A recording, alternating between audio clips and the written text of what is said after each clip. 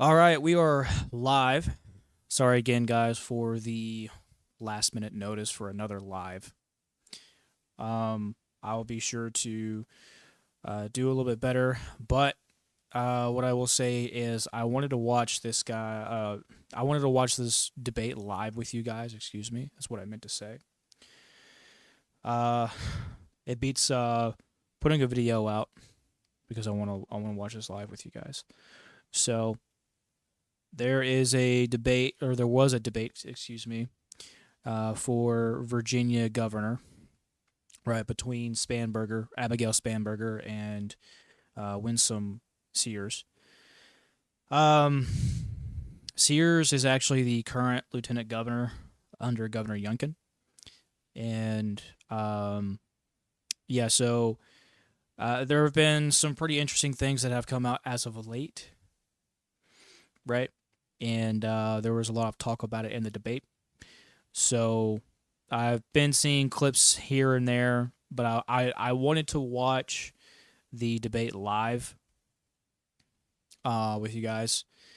But I've been all over the place with veteran stuff, with other content, and so I'm finally now getting to this. So we're gonna get into it. We're gonna talk about it, and yeah, this isn't just an important election for Virginia. It's an important election for all of America because this is happening at a local level. Okay?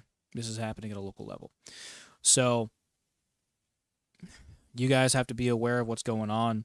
You guys have to do your own research. You guys have to make sure you stay on top of the ball for a sanctuary state, not on my watch. Will Democrats take over the Commonwealth? Sorry, guys. Or will Republicans remain in the governor's mansion? Tonight, hear from Democrat Abigail Spanberger. I know we need to get to work to lower child care costs on day one. And Republican Winsome Earl Sears. I'm always going to be for lower taxes, no matter what. On the issues that matter most to you. I understand the purpose of taxes, but when is enough enough? I really don't want a data center over here. In their only live televised debate, Democrat Abigail Spanberger and Republican Winsome Earl Sears take center stage to win your vote as Virginia's first. Did she say that she doesn't want a data center over here? What?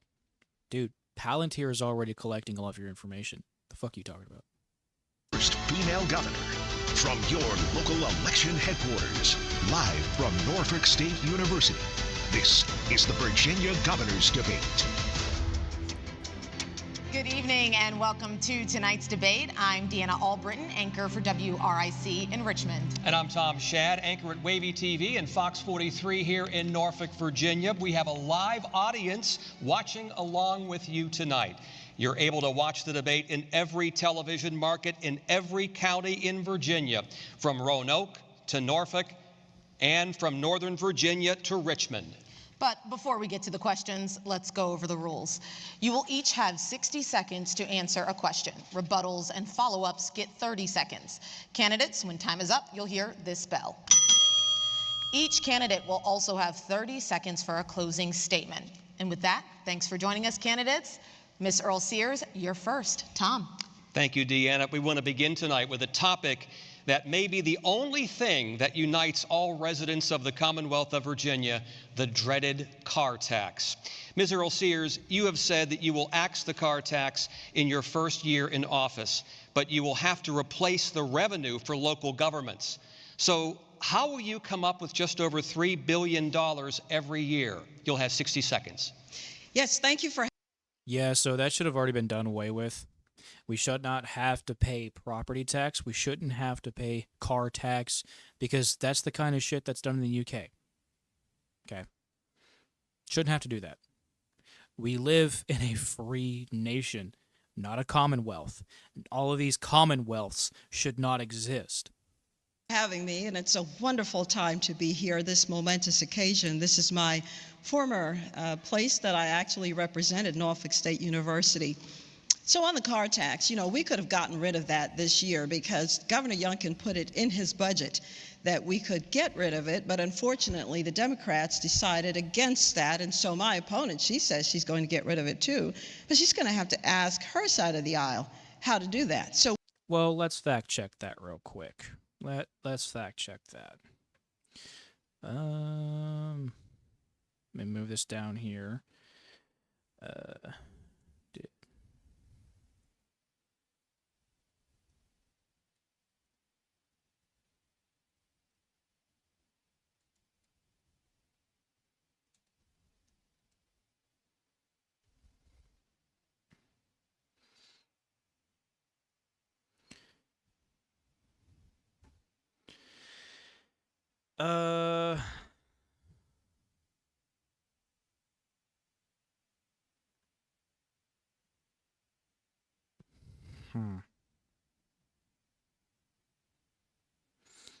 Okay. Okay. So this is coming from. Wait. So this is coming from Glenn Youngkin's website, right? Yeah. I want to get a neutral source here. Virginia Mercury. Virginia car tax credit hits dead end for Senate panel. Rejected or delayed several of Governor Youngkin's signature tax cut proposals. Okay. So it's not outright just eliminating the tax, it's a tax relief. Right, because that's different than eliminating the tax altogether. So, well, let's keep reading here. Is this a neutral source here? I'm reading anyways. At the crack of dawn on Tuesday, a Democrat-led Senate subcommittee rejected or delayed several of Governor Youngkin's signature tax cut proposals, opting instead to fold them into ongoing budget negotiations or disregard them altogether. The Senate Finance Resources Subcommittee, chaired by Senate Louise Lucas, blah blah blah blah blah blah blah blah blah.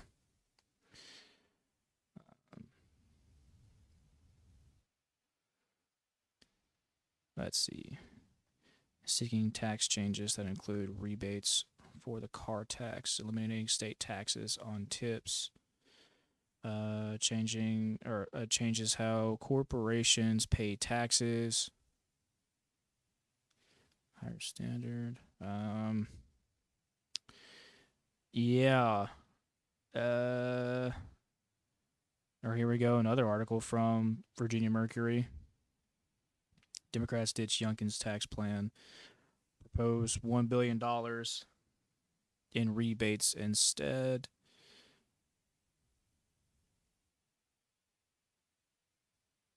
Okay. All right.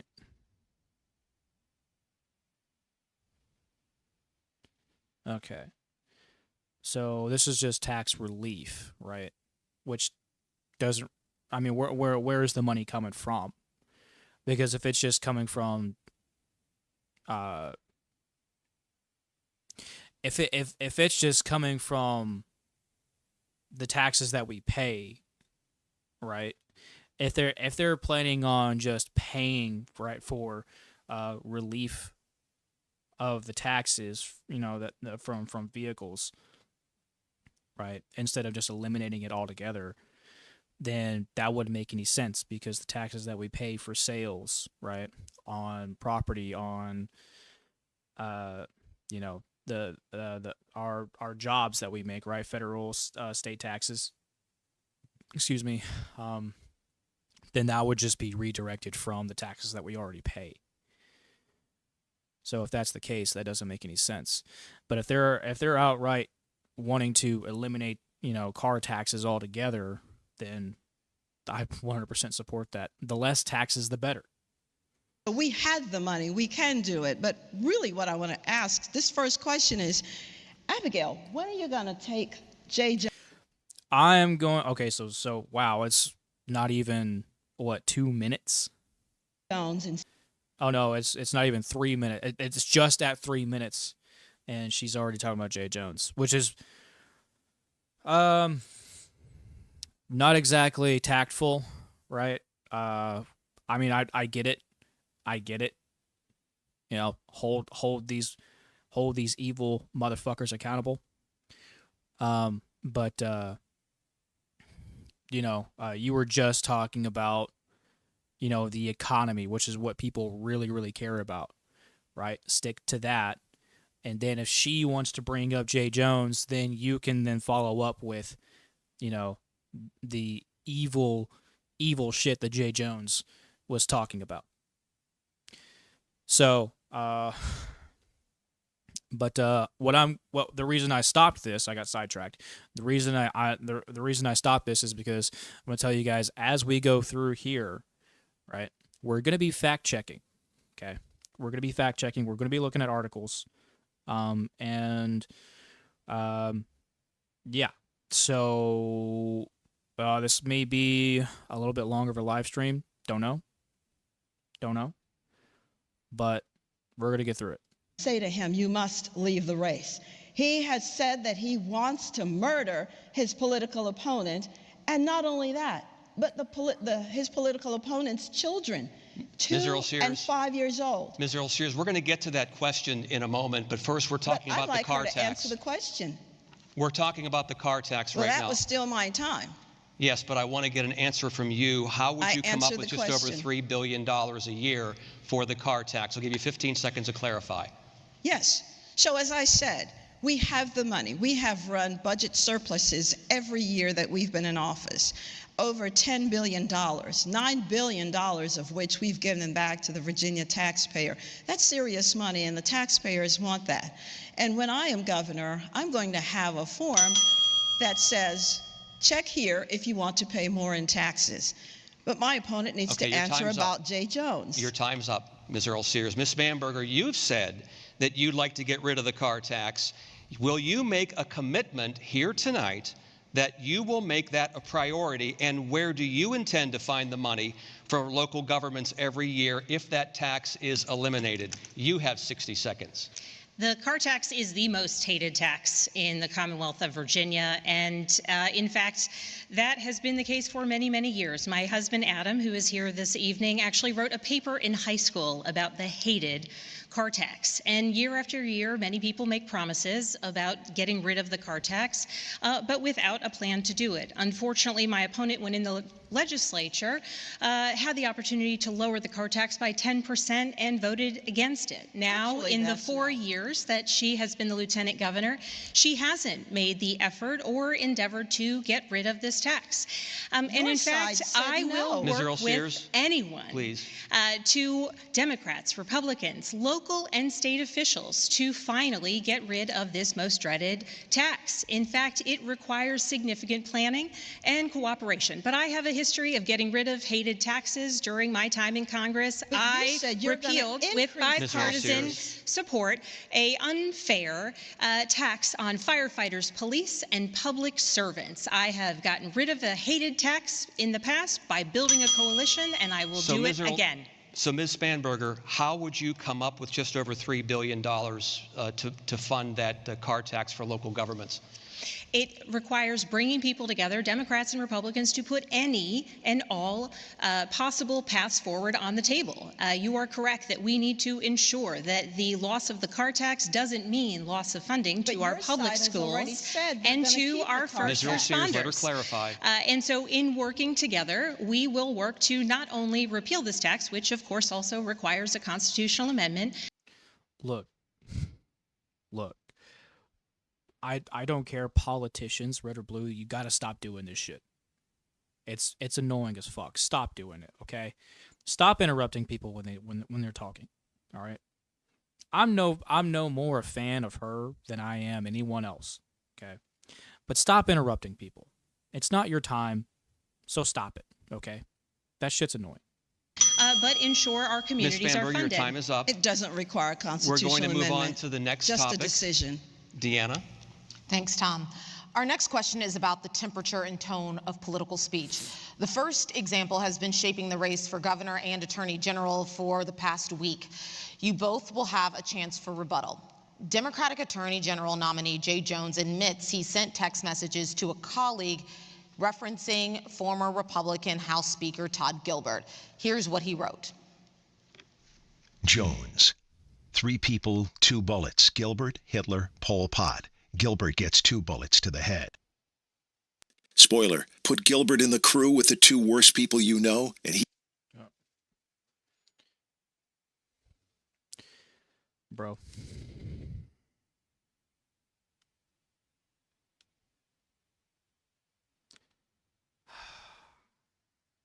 Why? Every single time. It's not when I'm playing games. But it happens when I'm doing this stuff. Isn't that weird? Isn't that weird? Maybe I'm reading too much into it.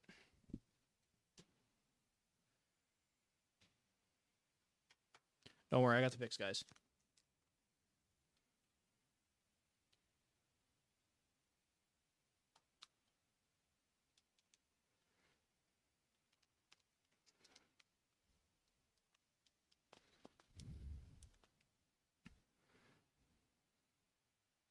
All right. He receives both bullets every time. Sorry about Colleague. Jay, please stop. Jones. LOL, okay. I mean, do I think Todd and Jennifer are evil and that they're breeding little fascists? Yes. Colleague. You were talking about hoping Jennifer Gilbert's children would die. Jones.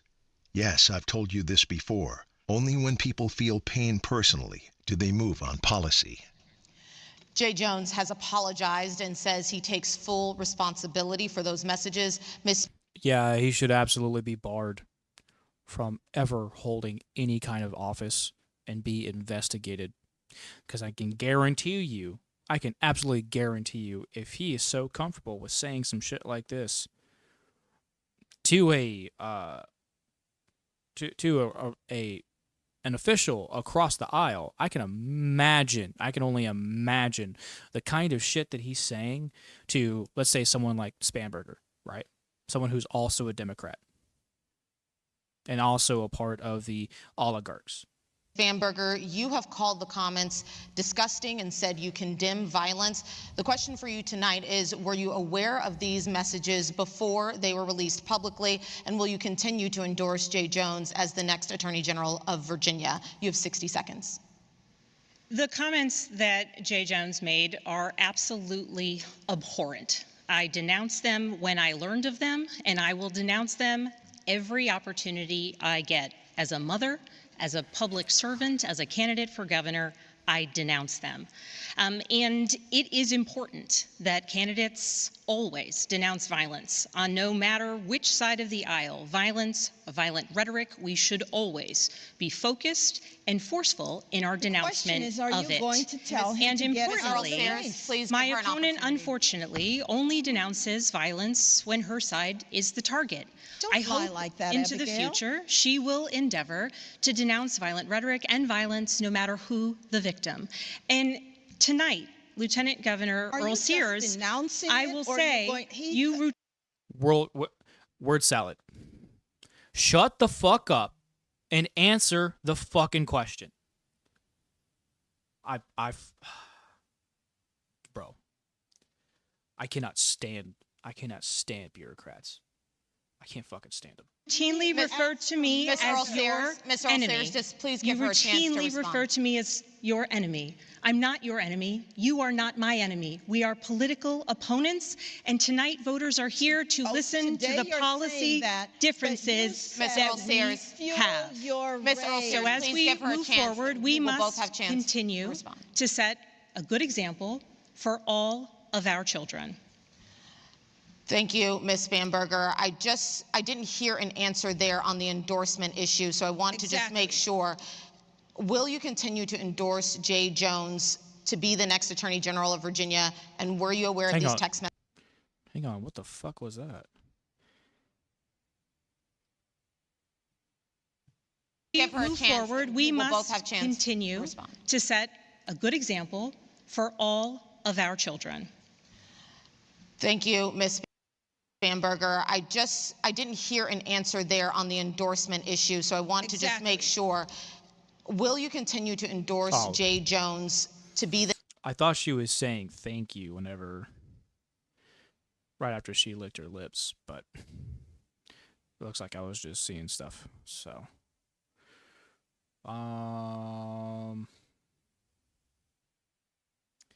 let's see. Oh, the next Attorney General of Virginia. I'm surprised I'm not having more people come in here. Here, hang on, guys. I'm going to check to make sure that this is not private here. Because I think last time it was on private.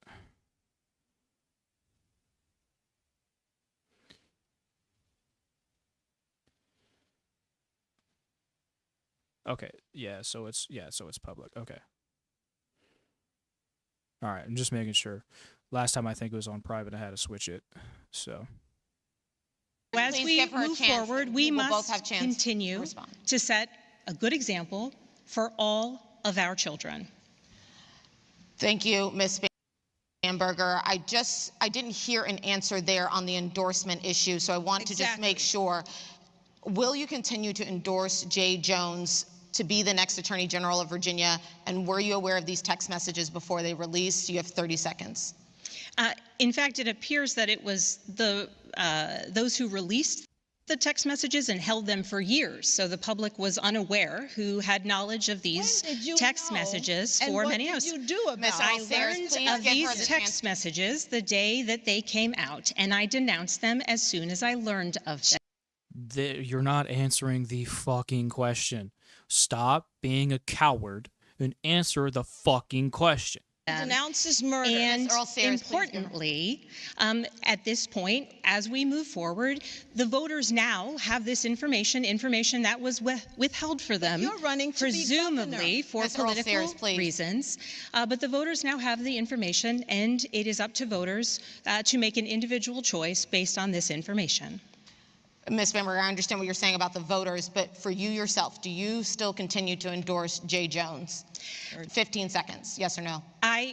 We are all running our individual races. I believe my opponent has said that about her lieutenant governor nominee. Ms. Earl Sears. And it's up to every person to make their own decision. I am running my race to serve Virginia, and that is what I intend to do. Thank you, Ms. Spanberger. We just want to clarify, what you're saying is that as of now, you still endorse Jay Jones as Attorney General. I'm saying as of now, it's up to every voter to make their own individual decision. I am running for governor. I am accountable. This is exactly why I can't stand politicians. This is exactly why. You play games. You play games with your words. You play games with the American people. You play games with our military. You play games with their lives. You don't deserve the positions. You don't even deserve to be in the society. Spineless, weak. These people disgust me, man. For the words that I say, for the acts that I take, for the policies that I have put out. Thank you. I am responsible for the policies I put out and the work I will endeavor to do tirelessly for the people of Virginia. Thank you, Ms. Spanberger. Ms. Earl Sears, before... Thank you for what? For what? We get to rebuttals, because we will get to rebuttals, we have a question for you. While there is no equivalency, this next example does speak to the divided nature of our country. During the Charlie Kirk Memorial, President Trump said, quote, "I hate my opponent and I don't want the best for them." Is there a place for that kind of political speech? You have 60 seconds. Well, I think as everybody knows, I'm a Christian.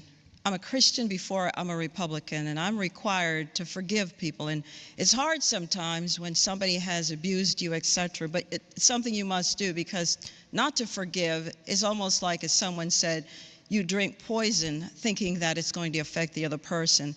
and I want to live a decent life, and I don't want to not have peace in my life. And so as I've said before, I would not say that. So that's why I'm wondering why my opponent won't. Bro, answer the question. Answer the question, dude. No, there's no place for it. There's no place for it in any party. There's none. Just answer the fucking question. But let's see if he actually said that. We're going to fact check that. Fact check the fact checkers. That's what we're doing. Let's see.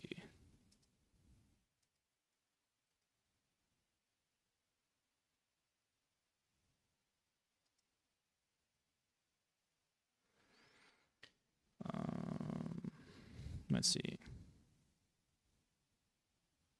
Okay, well, there's a video here. So let's take a look at that. But through it all, the core of Charlie's message and his basic method never changed. It never really changed. He stayed the same person also. At every campus event, Charlie asked the people who disagreed with him to come forward, and instead of silencing them, he handed them a microphone and let them speak. And he'd convinced so many of them. It was a pretty amazing thing to watch, actually.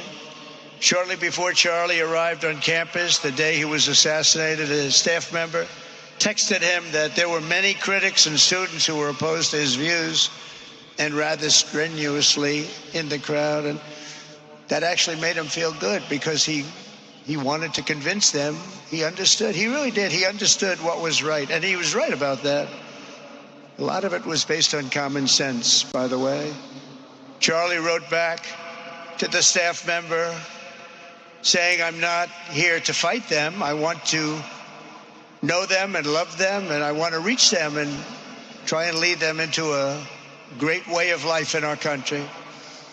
In that private moment on his dying day, we find everything we need to know about who Charlie Kirk truly was. He was a missionary with a noble spirit and a great, great purpose. He did not hate his opponents. He wanted the best for them. That's where I disagreed with Charlie. I hate my opponent, and I don't want the best for them. I'm sorry. I am sorry, Erica.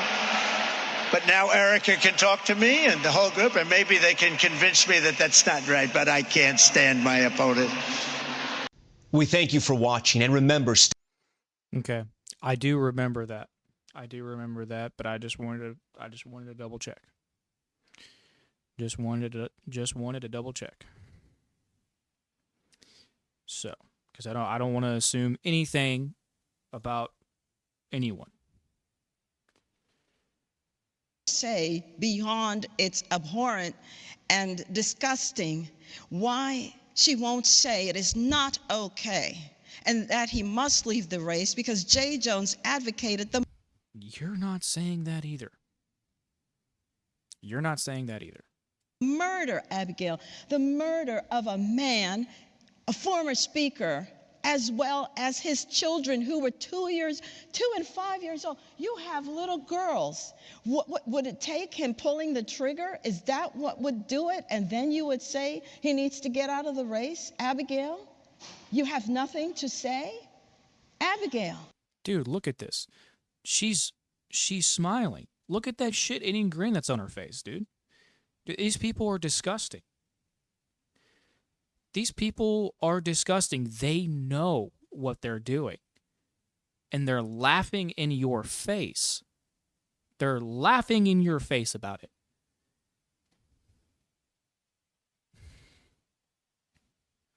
And they know that they're going to get away with the accountability. No responsibility, no accountability. That's exactly why they act the way that they do. What if he said it about your 3 children? Is that when you would say he should get out of the race, Abigail? You're running to be governor.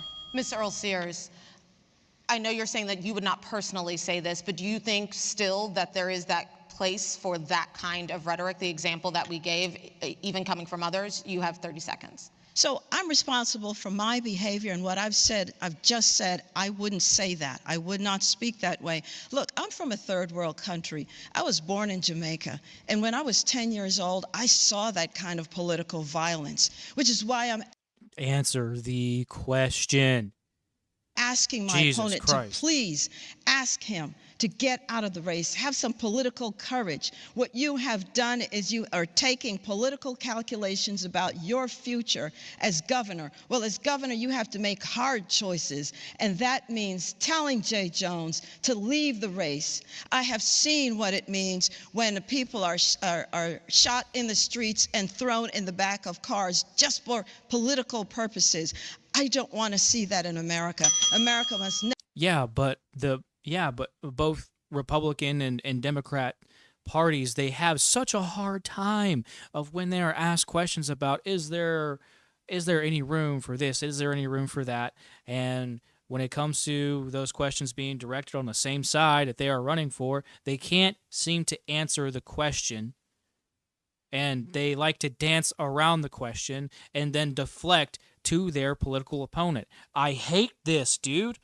We live in such a clown world where this is our these are our politicians. This is our politics. I hate it. I hate turning on the news and seeing this. Clowns, all of them. Nothing but clowns.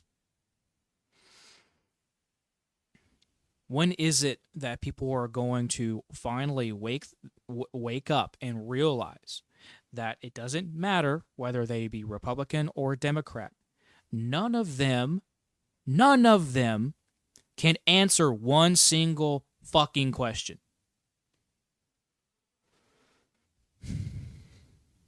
Never be that place, and Abigail needs to say something. Ms. Earl Sears, you're out of time there. We do have one more follow-up question. What are you raising your hand like you're a 5-year-old? One more question for you. This is on the topic of endorsements. President Trump has endorsed the Republican incumbent Attorney General. Do you need Trump's endorsement to win the race in Virginia? You have 30 seconds. So I will take all endorsements, including the president, and That's crazy. That is absolutely crazy that you would answer that within just a few seconds of the question.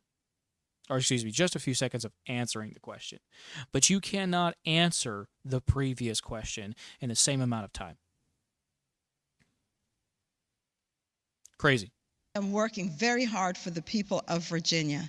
I believe in lower taxes. The people want that. My opponent, unfortunately, she's already said she's going to raise taxes. Really? Guys, my property tax this year, or no, last year, I'm sorry, was $1,000 for property tax. $1,000. We should not have those taxes to begin with. I have never been in any other state where I've had to pay property taxes. This is why I say Commonwealth should be done away with, because that is not at all what was intended for us from our founding fathers. Not at all. Actually, they had just fought a war over taxation without representation. And yet here we are, full fucking circle, our representatives taxing us without representation. I refuse. I refuse. Taxes should be done away with. If you're not going to represent us, I'm talking to every single American politician. If you are not going to represent us, taxes should be done away with. She's going to raise energy rates. Well, she's already voted that way because, well, that's all she wants is solar and wind. Well, if you look outside, the sun isn't shining and the breeze isn't blowing. And then what, Abigail? What will you do? What will you do? You're smirking. And you know that the people of the Southwest have a lot of energy issues. Ms. Earl Sears, we need to get to rebuttals. So, Ms. Spanberger, you have 30 seconds to respond. I think in her response to the question that you asked, my opponent proved my point, which is when violent rhetoric comes from her side of the aisle, she refuses to denounce it. The statement that Yeah, and what are you doing too? You're just the same clown. You are just the same clown. You refused to kick Jay Jones out of the race. So you are just as guilty. That you read from President Donald Trump was violent rhetoric that she refuses to denounce. And this is why I say you are not my enemy. She has her 30 and seconds. I wish you would stop using language like that.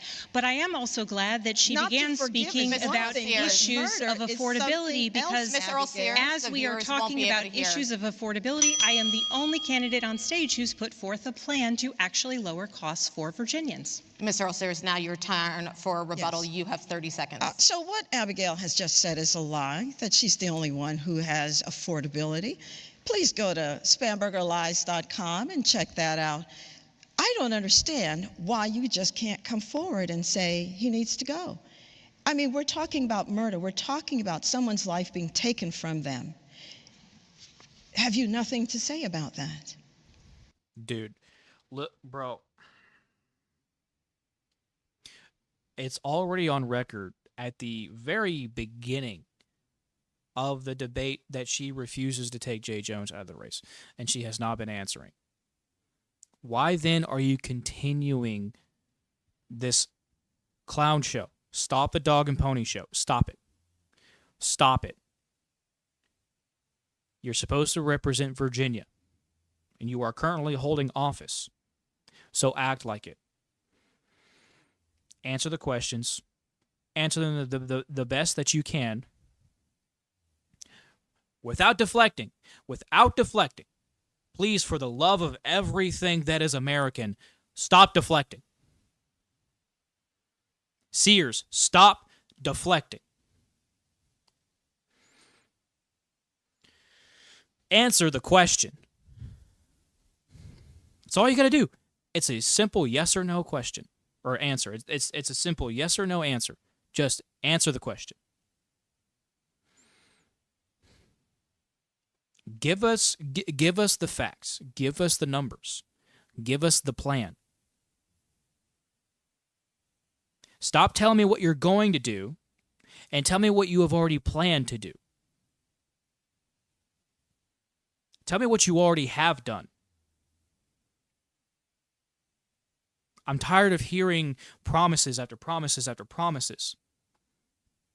I've already heard that on my way down to San Antonio, Texas for basic training. I've already heard that spiel. I want to know what you have done so far. Why is it that you earn my vote? And here they are standing up here like a bunch of cackling hens, not answering any questions, roundabouting questions, deflecting, and trying to blame the other person. It's like a relationship between two narcissists. This is the state of our politics. Absolutely disgusting. And we're not even 10 minutes in, or no, we're barely 15 minutes into this. Oh, this is rough. Are you not going to address it? Really, you can't go any further. You're a governor. You're supposed to stand up for all the people. Are you saying political murder is all right? Ms. Spanberger, I want to give you a chance to respond since she, yes. Once You have again, 30 seconds. I have denounced political violence, political rhetoric, no matter who is leading the charge. But when you denounce it and you keep him on the ticket, is that really denouncing it? Is that really denouncing it? Is that the stand that you are taking, that, yeah, you don't agree with what Jay Jones had said, but you still keep him on the ticket?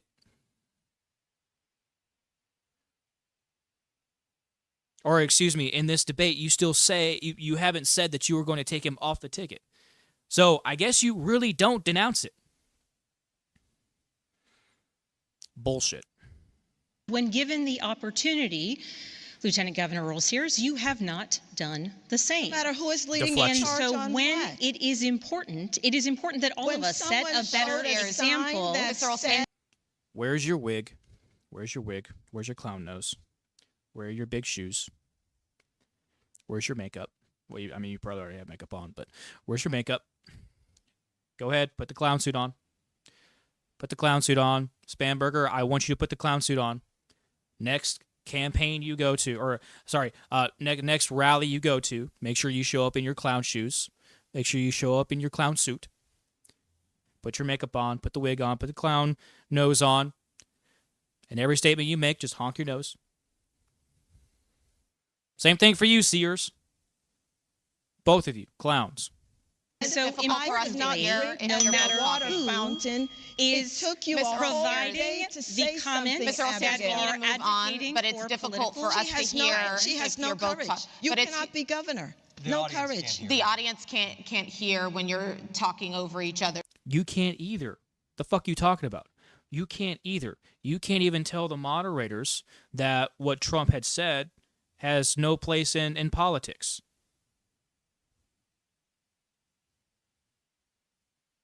It's his First Amendment right to say what he did. He can say that. But there's no place for it. There's no place for it. None. So we just want to make sure that we limit that so people can hear. She has no courage. We're going to the next topic now. Yes, we are moving on to the next topic with Tom on federal workers. Thank you, Deanna. It's been more than a week since federal lawmakers allowed the government to shut down with more than 150,000 government workers. Virginia is facing the brunt of the impact. So, Ms. Earl Sears, knowing its impact on Virginia, if you were governor now, would you ask the president to use his power to work with Democrats to reopen the government? You have 60 seconds. So my opponent all summer long has been playing The biggest scam in America, is allowing a bunch of idiots to come together and cry and complain about not getting their way from insider trading and all of this, that, and the third, their different policies.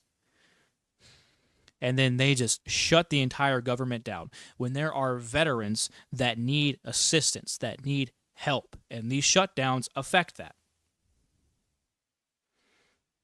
They do. I get emails all the time about shutdowns affecting Veterans Affairs. All the time.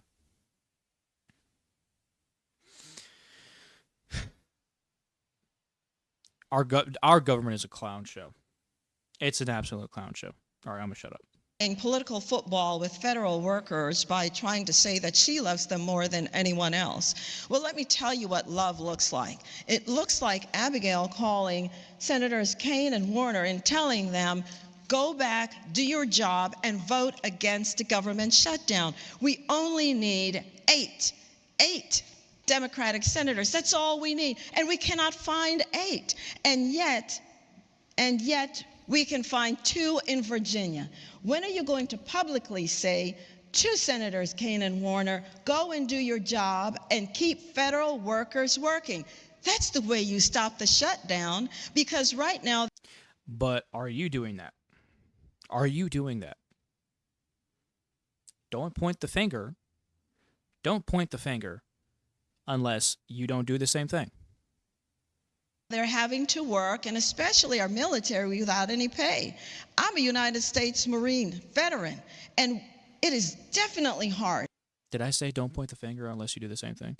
What I meant to say is don't point the finger unless you are doing the thing that you are calling other people out for. That's hypocrisy. And hypocrisy is the most disgusting thing that you could be called out for. So if you're going to point fingers, you better make sure you set a good example. Especially in the enlisted ranks, to work without pay. You can do something about that. You're the one who's been talking about all that love. Well, show love, keep them in their jobs. Ms. Earl Sears, the question... I got to hear that again. Let's bring... There we go. Let's bring that back up. And keep federal workers working. That's the way you stop the shutdown, because right now they're having to work, and especially our military, without any pay. I'm a United States Marine veteran, and it is definitely hard, especially in the enlisted ranks, to work without pay. You can do something about that. You're the one who's been talking about all that love. Well, show. Okay. All right. Well, let's fact check that real quick. Let's fact check that.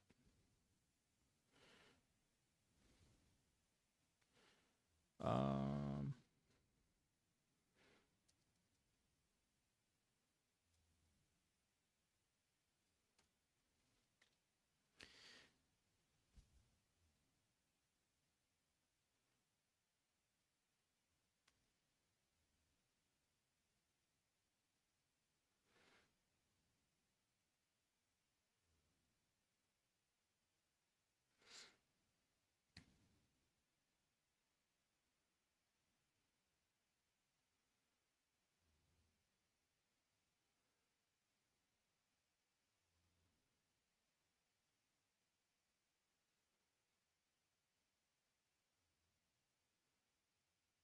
hmm.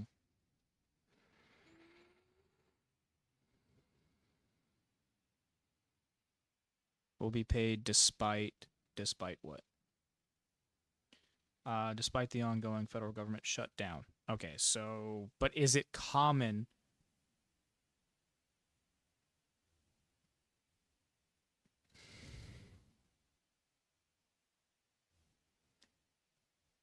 Let's see.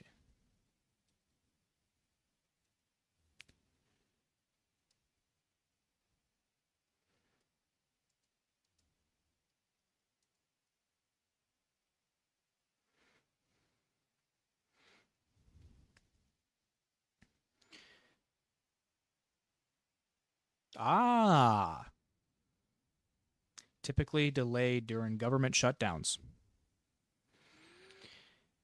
Hmm.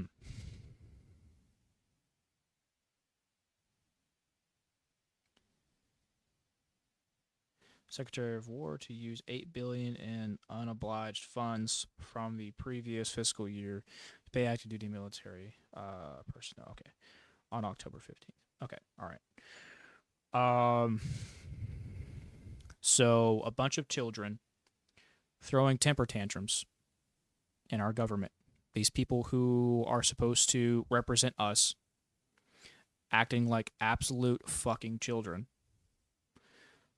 while people suffer. Our active duty personnel.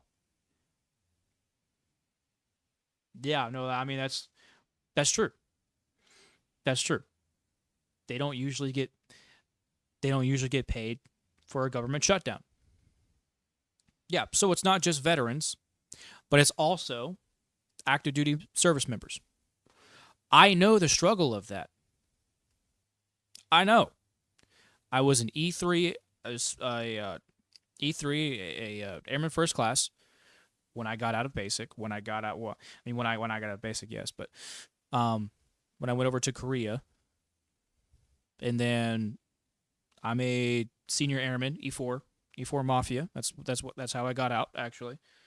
So E4 Mafia forever. But all jokes aside, are you serious? This is what I hate most about our government. This is exactly what I hate most about our government. A bunch of children, spoiled rich kids from the boomer generation, coming together, embarrassing the entirety of the nation because they can't agree on some bullshit policies that they have put together to appease their own special interests instead of actually helping the average American citizen. And they throw their hands in the air and they lock away their toys in the toy box while everyone else is suffering. These people have millions of dollars. I don't know about Spanberger, but I do believe she has a net worth of 200 something billion. Let me double check that.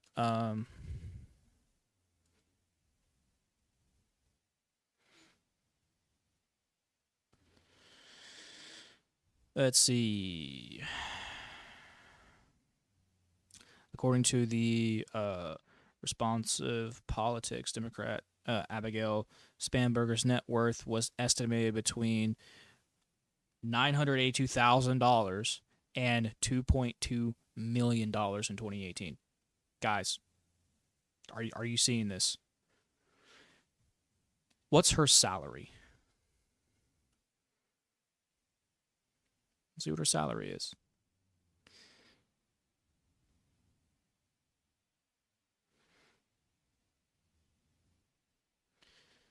Okay. What? So she's making $21.50? Is that biweekly?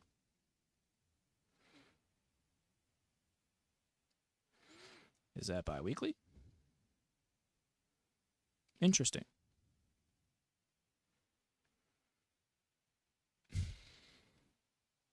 Interesting. Now, where we do to one, we do to the other. So,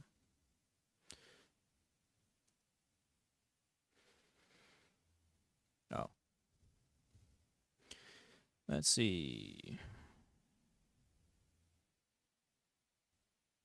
But where is her net worth?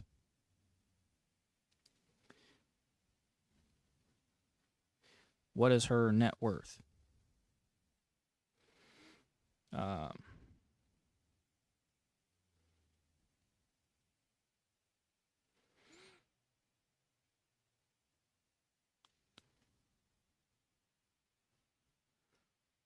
It's not saying what her net worth is.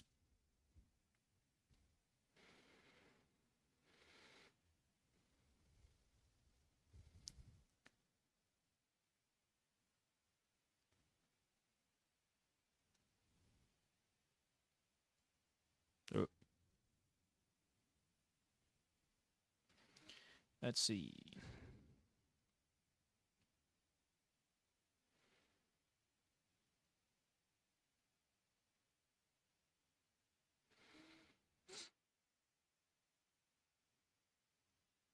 What is that? $36,000 a year?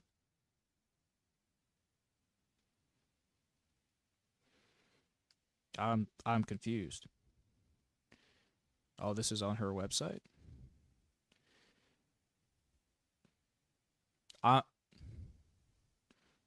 I'm so confused though. Is that $36,000 a month, or is it a year? Let's break this down. A month.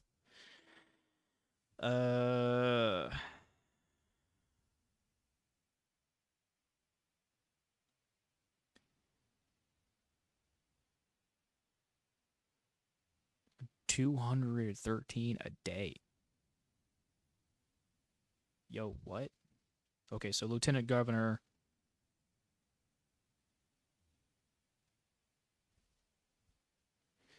Wait, so, no, that's not right. That can't be per day. That can't be 36,000 per day. That can't be it. That's not right.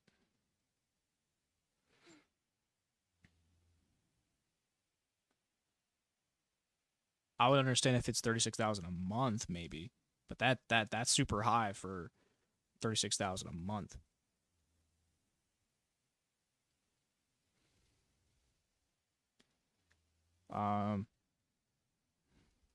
Let's do.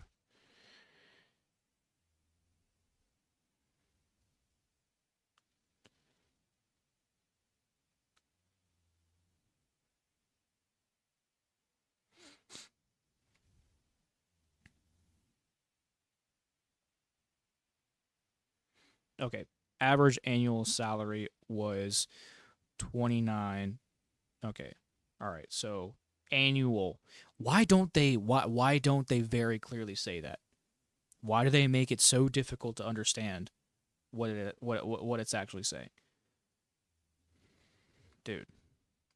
Okay, so annual salary of $36,000 a year. Okay. So then how is all this money?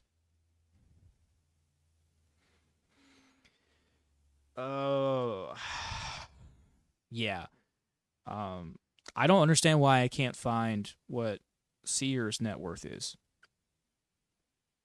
The only thing that's coming up is her salary. Okay. Net worth. Let's go to X. What does this say?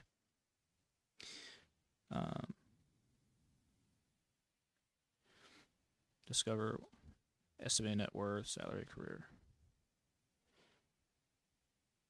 But there's no link. Oh, wait. Yeah, click on the image, bro. All right, let's see. We got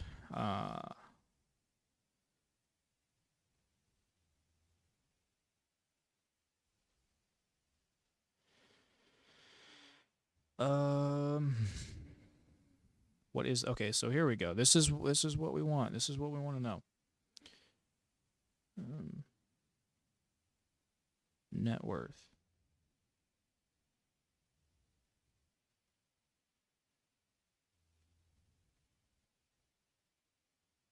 Why?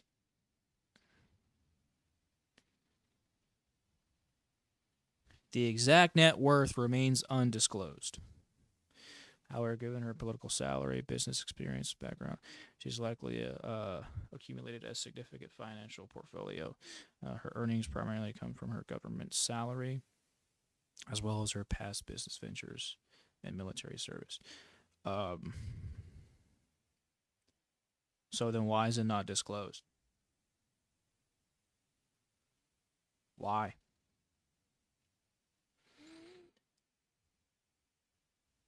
But specific salary figures are not publicly available. Typically, lieutenant governors in the U.S. earn between $70,000 and $150,000 annually. That is not what we read. That's not what we saw. Why is it that that's not what we saw? That's not anywhere close to what we saw. We saw 36,000. Why did we see 36,000? And if that is true, why is it 36,000? That also doesn't make any sense. That's around the same kind of money that dishwashers make. So why is it that a lieutenant governor, just under governor of a state, is making $36,000 a year? That doesn't make any sense. Depending on the state. Especially with the higher cost of living here in Virginia. I don't understand why this isn't disclosed. But then again, it's also questionable why Spanberger's net worth is over $2 million.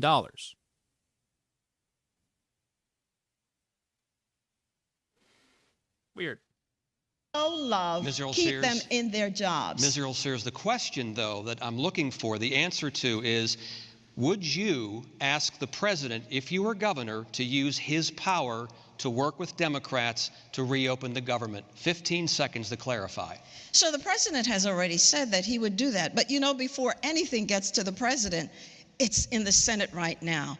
The House Republicans have voted, and it's in the Senate. And all we need for it to get to the president so the shutdown stops is... They also voted against the Epstein files to be released. Weird. 8 Senate Democrats. That's just it. 8 Senate Democrats, and we cannot find any because they're playing political football, as you have been, Abigail, all this time. Love is a verb. It's a show me. It's a doing. Love is not a shutdown. When are you going to ask Senators Kaine and Warner to please keep federal workers working? All right, we're going to go to Ms. Spanberger next on this one. Knowing the shutdown's impact on Virginia, if you were governor now, would you urge the 2 Democratic senators to vote to reopen the government until a deal can be worked out with Republicans? You have 60 seconds. Well, importantly, when I was in Congress, when I entered Congress, I entered during the longest government shutdown in history. And 2 weeks into my time in Congress, I went to the White House. I sat down in the Situation Room with a group of Democrats and Republicans and President Trump, urging him to come to the table, urging him to make a deal.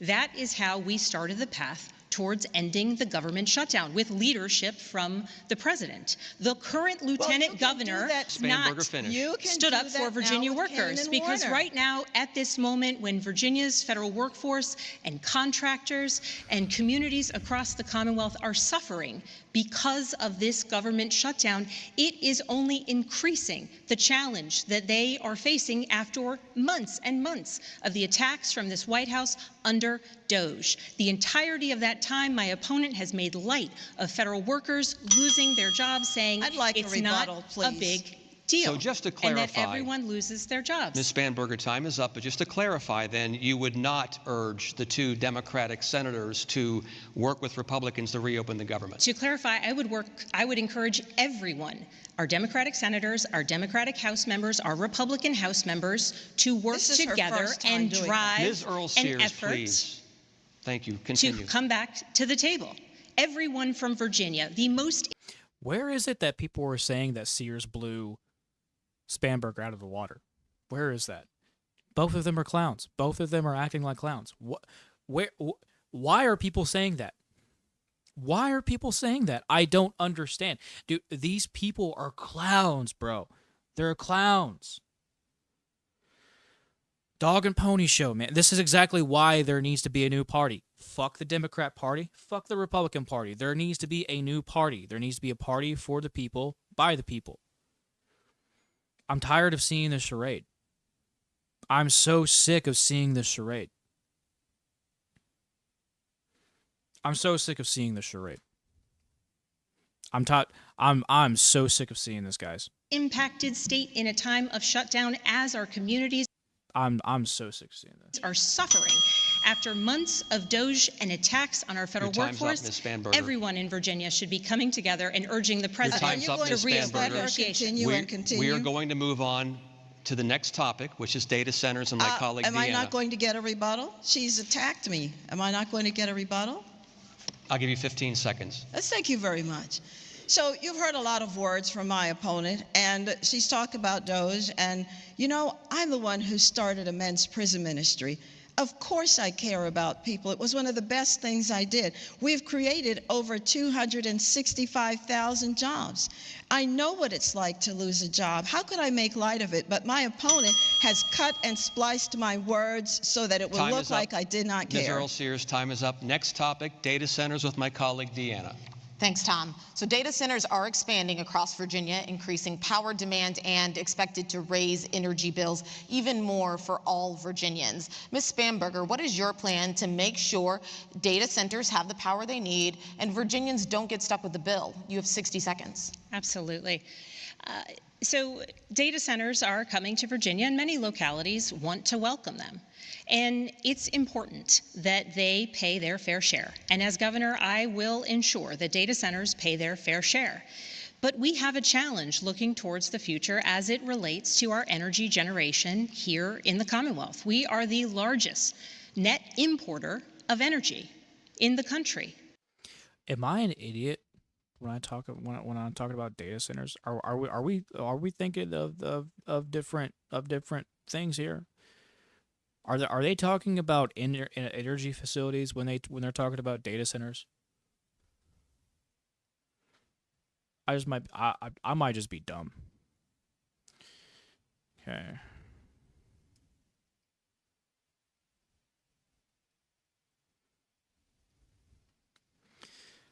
Let's see. To house the IT infrastructures, including servers, storage, interprocess store. Yeah, and they're talking about data centers. They're talking about data centers. Right? And that requires real, and it's important.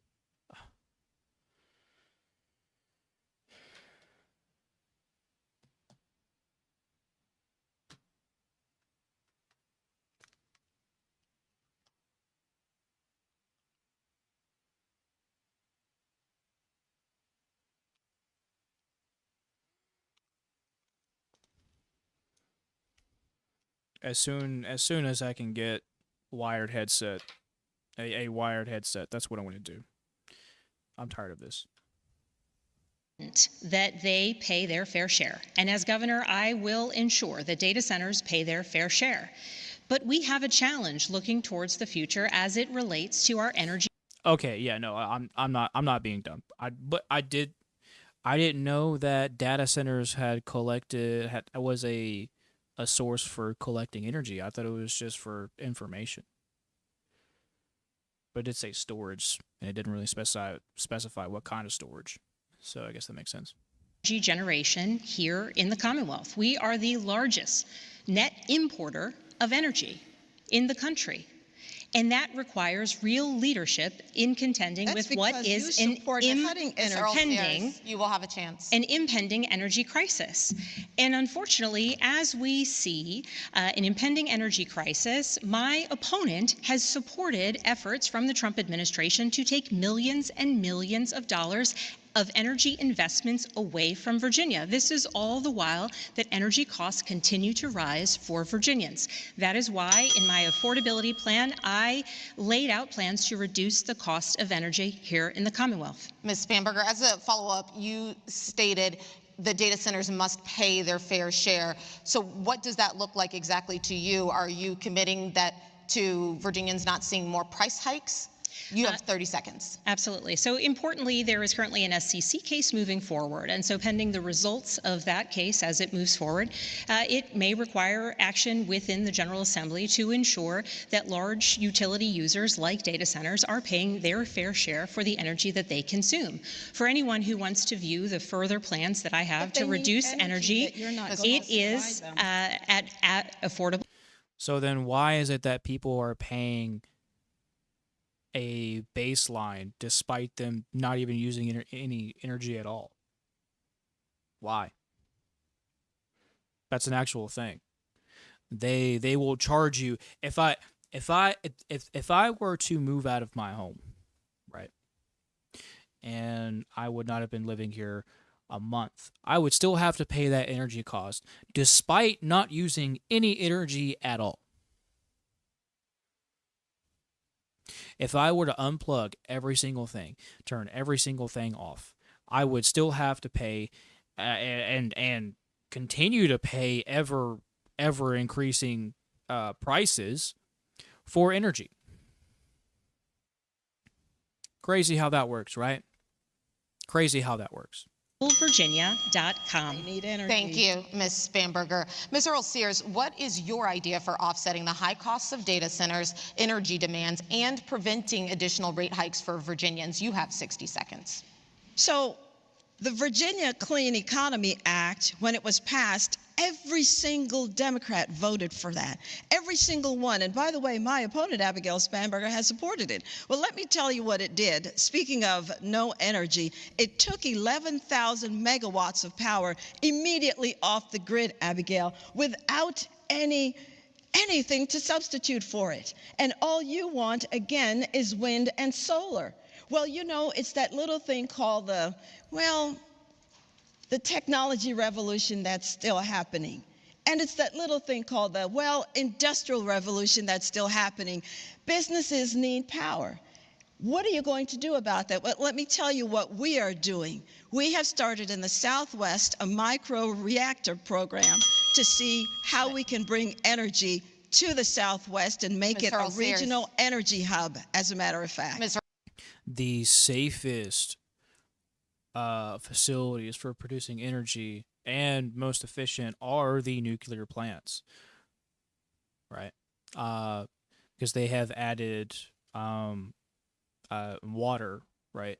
If I remember correctly, they have added water, which have made it a lot safer for what's been going on, right? Or they've made it safer as it pertains to the radiation, right? And they've pretty much have what is it optimized. There we go. They've optimized all of these facilities to produce as much energy as possible and safely as possible, right? Whereas it's not the same thing as wind power. It's not the same thing. It's not the same thing. These windmills, they have a tendency to break down. They don't really last that they don't really last that long, and they don't produce as much energy. So, there's just no point in having windmills anymore. There's really not. It's just not beneficial, and you have to be they have to be in very specific parts where they catch the most wind, right? And I mean, depending on where that is, can prohibit new homes being built, and that's a problem. But it's not like private equity is going to come in and buy those homes anyways, so whatever. Earl Sears, you're out of time, but I do want to follow up there. So the question was, what is your plan for offsetting those high costs of data centers' energy demands? What is your plan for making sure Virginians don't get stuck with the bills? So 30 seconds. So what we need is an all-of-the-above approach to energy. We need clean coal, we need oil, we need nuclear, we need natural gas, and we need, renewables. My opponent's only plan is solar and wind. Well, what happens when the sun goes down? There is nothing. Ms. Earl Sears, we do need to move on to the next question. All right, thank you, Deanna. We have a question tonight from a Norfolk State University student. Let's listen. Young people are leaving Virginia for more affordable housing and better job opportunities. What initiatives or policies would you implement to make Virginia a more attractive place for young professionals to live, work, and build their future? Ms. Earl Sears, we'll start with you. How do you respond to the students' economic concerns? Yes, so what we have done in Virginia, and what we're continuing to do, is we're bringing jobs here because we want our children who are born here, raised here, we want them to stay here, and we want them to do very well because we want them to create generational wealth, and a good education will do that. But when the education happens, they also need the jobs. And I don't know if you've been seeing, but we have created over 15,000 new business startups. Never existed until we came into office. New business, high-paying startups. And then we have created, as I've said before, over 265,000 jobs. And we have another 225,000 job openings right now. And, I was just with the Governor Youngkin. That's bullshit. That's bullshit. There are more people in this nation than there are jobs. That is an actual statistic. They have been revising down jobs for a while now. Okay. We are losing jobs, actually. We're not getting jobs. And that's also partially due to AI. Okay. So that's absolute horseshit. That is horseshit. I see every single day more homeless people walking the streets. They can't find jobs. I myself can't find a job. I mean, it's not like I could really work anyways because of all of my disabilities, but every single, I mean, just yesterday I was talking to another veteran and they had spent quite a while. I don't know if it was, weeks to months, but they were telling me that they were struggling with finding a job too. Right. So you have all these companies that are downsizing because AI is more profitable, because all of the illegals that we have let in is more profitable. Right. Cheaper labor means more profits. And of course, these greedy corporations are going to prioritize profits over the plebeian, the average American. Of course they're going to do that. So they're going to downsize. I was talking to a VA representative, Veterans Affairs representative, not too long ago, and she was telling me that entire departments are evaporating. Entire departments are evaporating because of AI, because of downsizing. Yeah. Yeah. Do not lie to me and tell me that jobs are coming back, that there are so many job openings, that people have all of these opportunities. Really? Where? Where? Out in Charlottesville, where Afton Scientific announced Ms. Earl 200 more Sears? jobs. Thank you very much. And Ms. Spanberger, what economic policies or initiatives would you implement to make Virginia an attractive place for young professionals to live, work, and build their futures? You have 60 seconds. Importantly, I want to thank the students of Norfolk State for welcoming us to this campus, to the faculty and the administration. Thank you for hosting this incredible event here. And the young woman raised an incredibly important point, which is we attract people to our universities from across the country, and we should want, and I do, and as governor, I will want to ensure that when they graduate, they will stay in Virginia to start a business, to start a family, and to start their career. The challenges, though, that she mentioned are housing costs and affordability issues. In fact, during the time that the lieutenant governor has been in office, the cost of buying a house has gone up 18%. The cost of renting a house has gone up 14%, with just 11. Try again. Try again. The average cost of a home today is $435,000. I was lucky enough to get my house for $180,000. Okay, 500 square foot, $180,000, or 500 square foot, $180,000.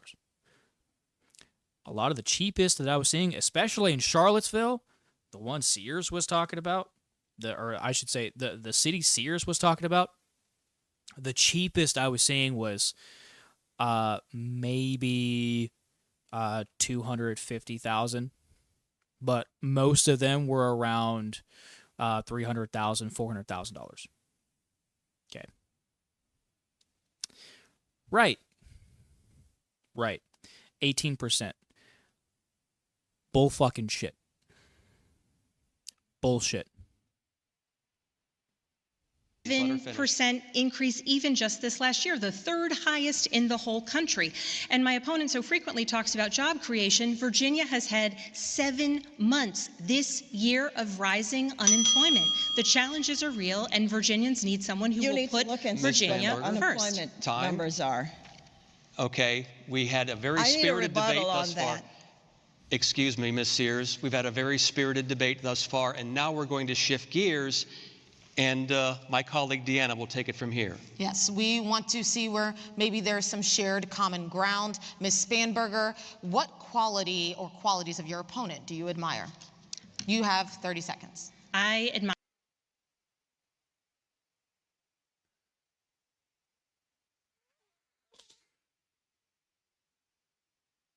What?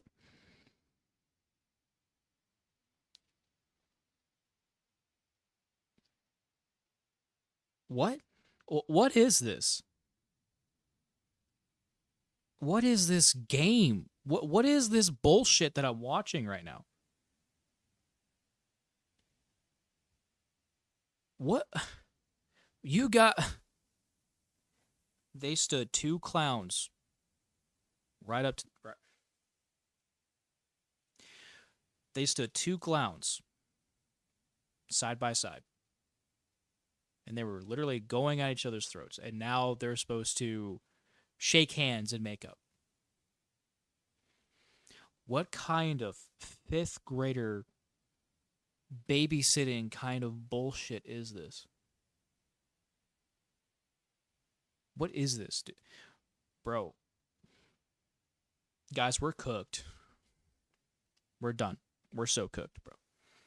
We're done. We're done. This is the state of our politics. We don't talk about the actual issues. Right? We don't talk about the actual issues. Right? We don't talk about the things Americans really care about. really care about. Instead, we would much rather play word games, fill our mouths with word salad, gaslight, manipulate the public at large, and dance like a bunch of fucking clowns in front of everyone. Dude, what is this, man? This is exactly why I tell you guys this is important. It's important to see who is going up for election or re-election.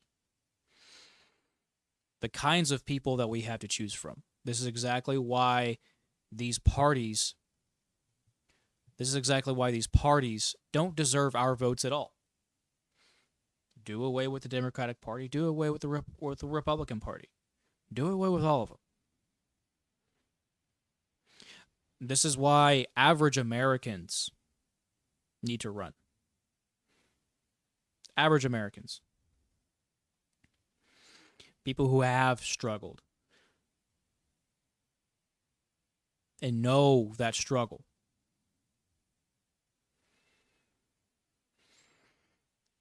Because I can guarantee you, Spanberger or Sears, they haven't struggled for a long time.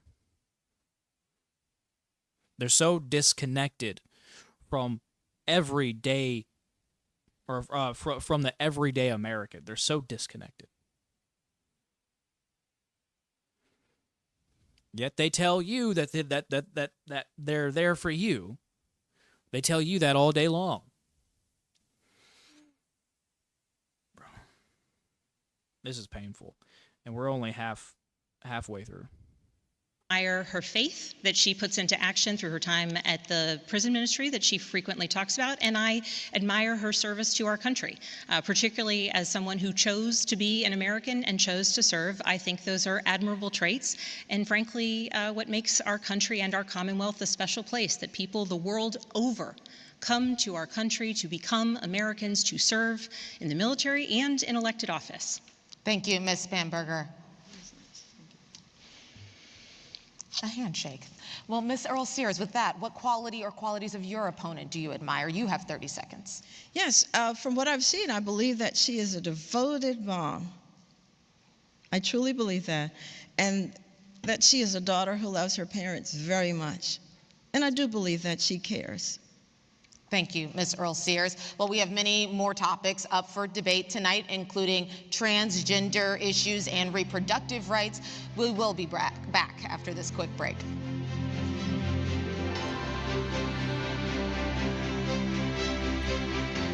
Guys, you have no idea how painful this is. Watch. This is so painful. Watching this is so painful. Oh my God. Oh.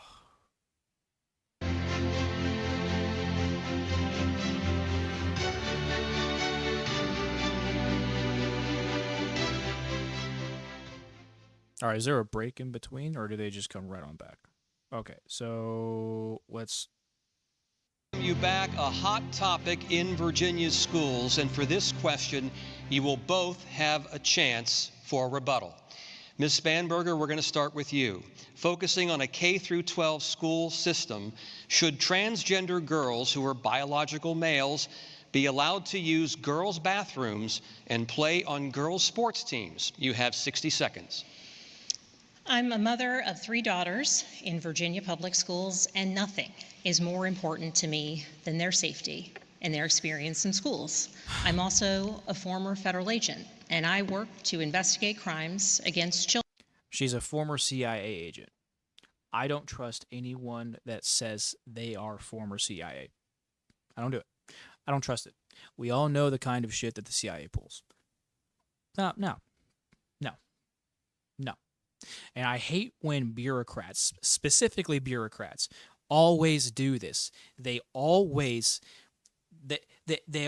tiptoe around the question.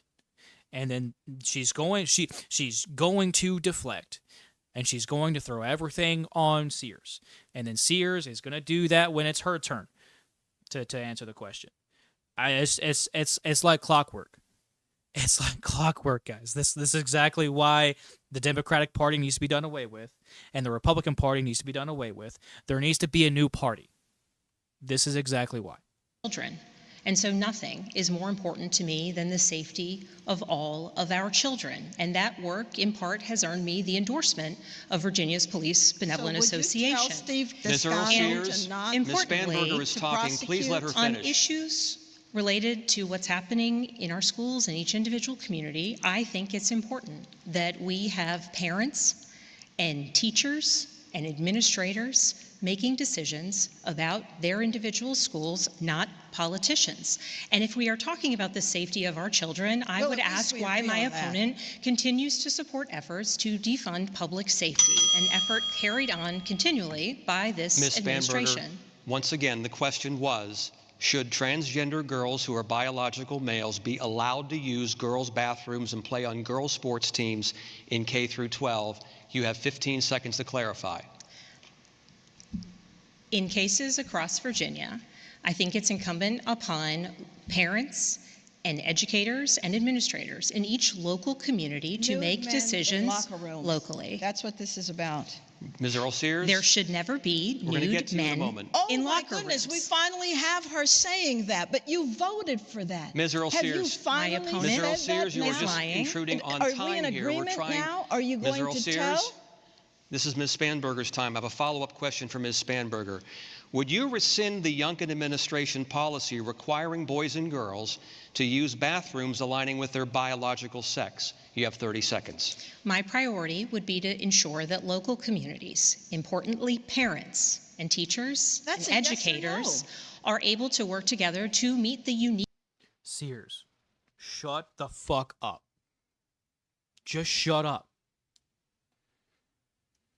Shut up. Shut up. Needs of each school and each community. And that is important. And I say that as a mother of 3 daughters in Virginia public schools. Exactly. And as someone who used to investigate crimes against children. The way that we keep our children safe is by ensuring they are safe in schools, which includes funding law enforcement and public safety. But Ms. Spanberger, the question was, would you rescind the Youngkin administration policy requiring boys and girls to use bathrooms aligning with their biological sex? You have 15 seconds to clarify that question. Yes. And my answer is that in each local community, decisions should be made between parents and educators and teachers in each community. It shouldn't be... But they don't write the policies. They don't write the laws. Oh my God, clowns, dude. Dictated by politicians. Please don't interrupt. We're coming to you next. Okay. Thank you, Ms. Spanberger. Ms. Earl Sears, you say that you do not support biological males identifying as females playing in girls' sports and have pledged to sign legislation restricting bathrooms by birth sex. Does this position discriminate against transgender girls? You have 60 seconds. I'm not for discriminating against anyone. What I'm saying is just very plain common sense. And I'm going to answer the question my opponent refused to answer, which is simply this. I will not rescind the governor's executive order. We know that girls want to have privacy. It's really that simple. And my opponent... What about the boys? Dude. There was a biological girl that went into the boys' locker room, was filming and taking pictures of those boys, and yet the boys were the ones that were suspended.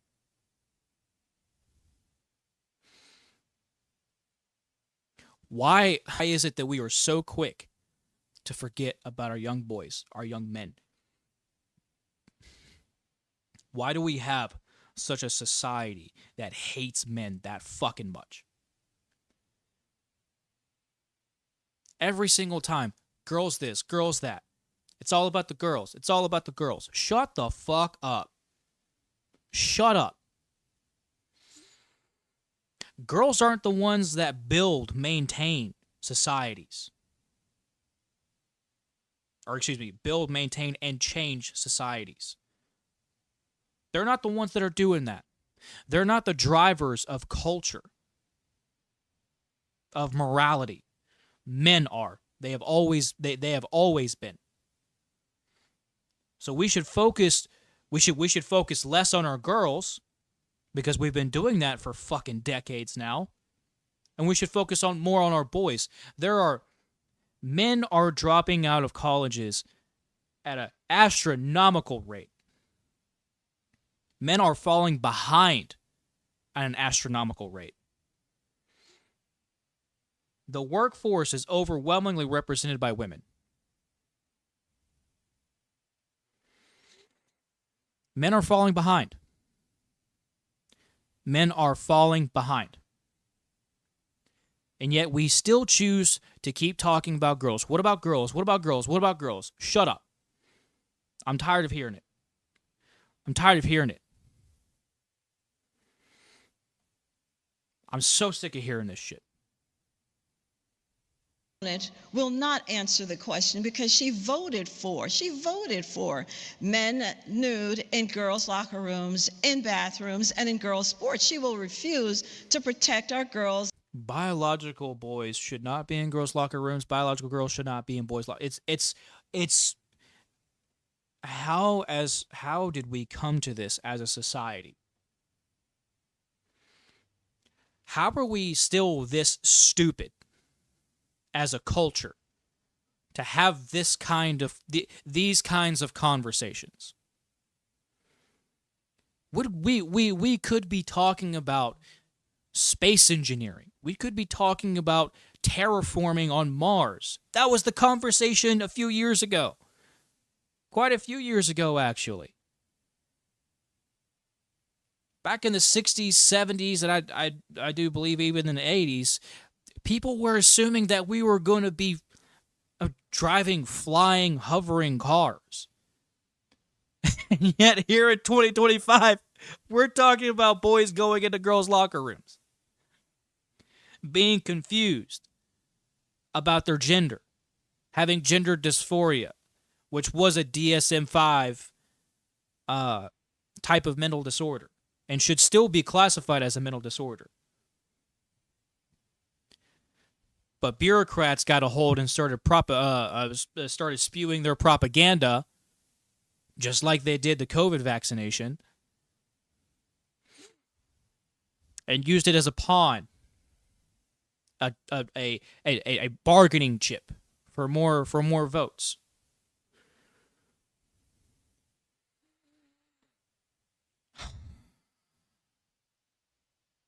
Dude.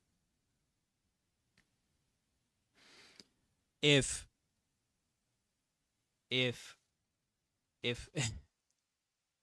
the people back in the 50s and 60s saw what life was like today, there would have been protests in the streets. There would have been. We are coming to the end of America's lifespan. This is what it looks like. This is what it looks like. A bunch of people debating, arguing, ready to get violent with one another over such stupid talking points. Such as something that should be common sense. In Title IX, which is simply, an opportunity for girls to have their safe space. This is not hard. Are you going to change in a gym where men are nude in the locker rooms? Are you going to do that, Abigail? Ms. Earl I Sears. don't think you will. What about your girl children if they came home crying and said that Ms. there Earl was Sears, a male we're gonna in do the a locker follow-up room? question with you. What would you do? You will both have a chance to rebut, too, so I want to make sure that you both understand that. Ms. Earl Sears, a follow-up question now. You said in supporting that bathroom legislation that this is, quote, a safety issue. It is. Are transgender students a safety threat? Yes or no, and why? You have 30 seconds. I'm sorry, how did you ask that? Are transgender students a safety threat? Yes or no? And why? You have 30 seconds. So we know that biological men are larger in strength than women. We understand this. This is biology. If you look at football teams, you can see the difference between males and females. This is not hard, and that's why I'm asking my opponent, if your little girl comes home and said she was forced to undress in a locker room with a biological boy, what would you say? She's crying. What would you say? Are you not going to answer? Ms. Earl Sears, now we're going to go to the opportunity for rebuttal now, and Ms. Spanberger, we're going to start with you. 30 seconds. My opponent was asked about her record of discrimination, and importantly, my opponent has previously said that she does not think that gay couples should be allowed to marry. She has said that she is, quote unquote, morally opposed to same-sex marriage. My opponent has also previously said that she thinks it's okay for someone to be fired from their job for being gay. That's discrimination. No. Ms. Spanberger, your time is up, and now Ms. Earl Sears. Well, let's double check that. Let's see if that is. Let's see.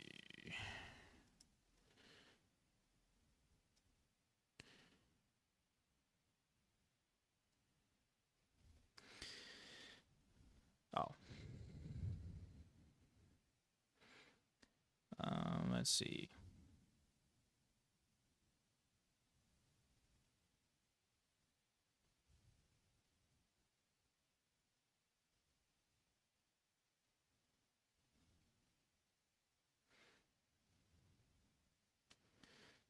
See, express strong opposition to series of questionnaire completed. She responded yes to questions about whether she should vote block to same-sex couples from adopting children and oppose workplace protections for gay people. She indicated that she believed homosexuals are an immoral lifestyle choice. Look, these are her beliefs, okay? You may not like them, but these are her beliefs. All right? See, this is where I get frustrated with people who don't really understand other people's beliefs, okay? It is their belief through the Christian faith, okay? Whether you agree with it or not, that homosexuals cannot marry, okay? All right? And it is also their belief that it is a immoral life choice, or it's an immoral lifestyle choice. It is their belief, okay? They have the right to believe that way, okay? Just like you have the right to believe that they are a moron.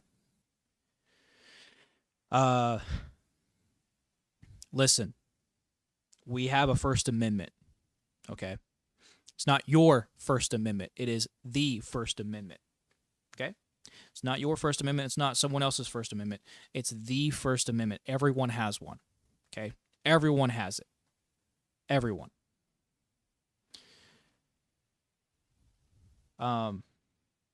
So attacking someone for what they believe, right, is completely messed up. We have the Civil Rights Act for a specific reason, and homosexuals are a part of that. Okay, so any discrimination that is against LG whatever the fuck rights, right? LGBTQ rights, then that's protected, right? Anything against that is obviously is going to get sued or face criminal charges. So, but you also have the First Amendment. People should accept that, regardless if they agree with it or not.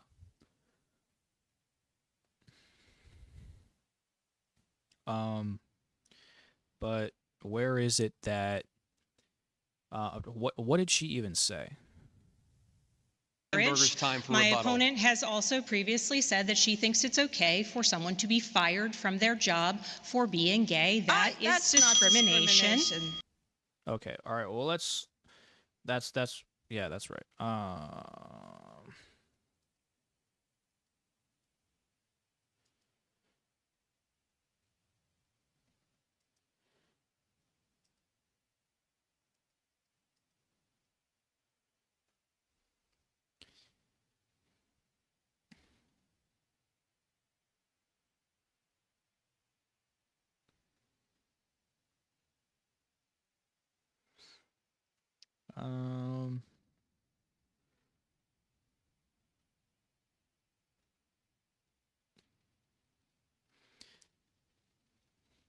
Maybe I should have been more specific.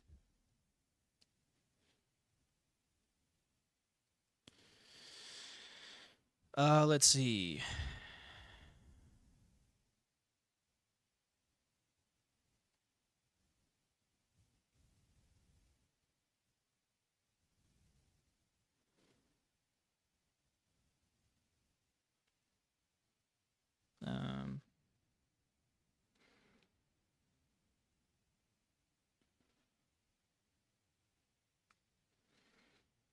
I want a neutral source. Not a right, not a left. I want a neutral source. Give me a neutral source. Bill Gates, give me a neutral source.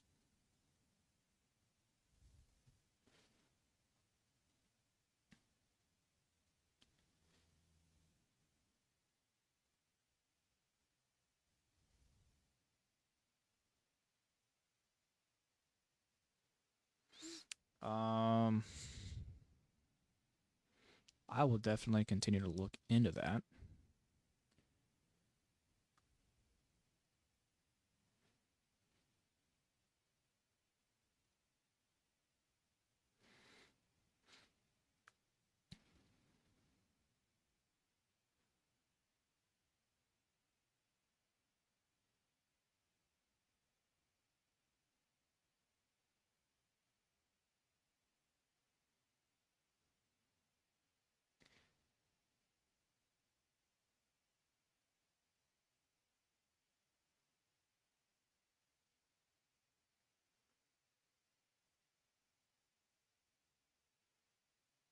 I don't want to hear. I want to hear about what she said. Did she actually say that, though? That's what I want to know.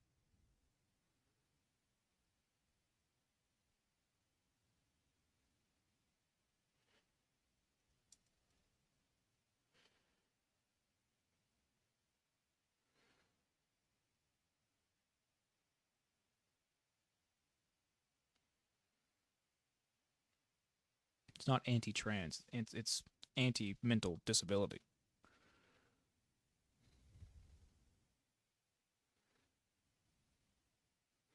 And there's a lot of prior trans people that would agree with that.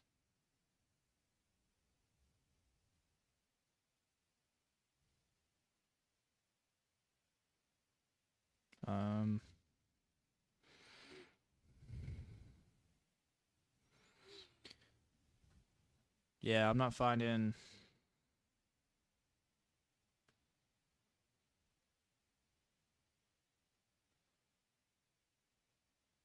Yo, but did she say that, though? That's what I want to know. Did she say that?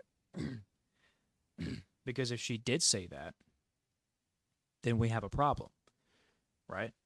Because marriage, on one hand, is one thing, because that is a religious context. Marriage is a religious institution, right? Because most people go to church to get married, right? So therefore, you would have to admit that it is a religious institution. When you go to get married, you have to go before a pastor, correct? Right. So by that virtue alone, it's a religious institution. Because it's a religious institution, there are a lot of things, whether you believe in it or not, right? The consensus is that homosexuality, according to Christianity, is immoral. And it's unacceptable. So, therefore, that's their religious belief. Okay? That's their religious belief. They have now if homosexuals wanted to go and have a lifetime union, right? Don't interject yourself into someone's religion that you don't even agree with to begin with. Okay? How about you go and make your own quote unquote marriage? All right? How about that? How about you go and create your own unions where there is no quote unquote discrimination? How about that? Stop trying to interject yourself into something that's already established and just build your own. Bro, what? Come on, dude. Ms. Spanberger, your time is up. And now, Ms. Earl Sears, it's your turn for rebuttal. Yes. You have 30 seconds. Yes. So again, I want you to go to SpanbergerLies.com. Listen, she's talk about Okay, actually, let's check that out.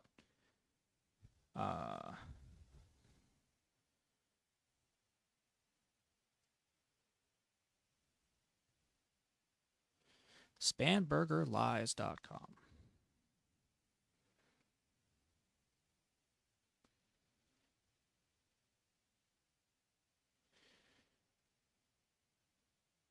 I'm trying to find the website. Maybe, yeah. Where is the link? I'm trying to find the link.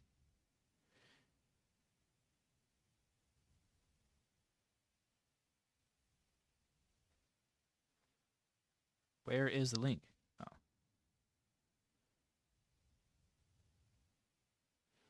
Oh.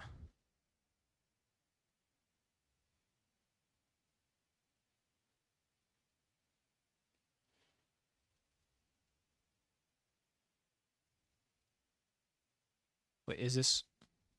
Okay. Let's see.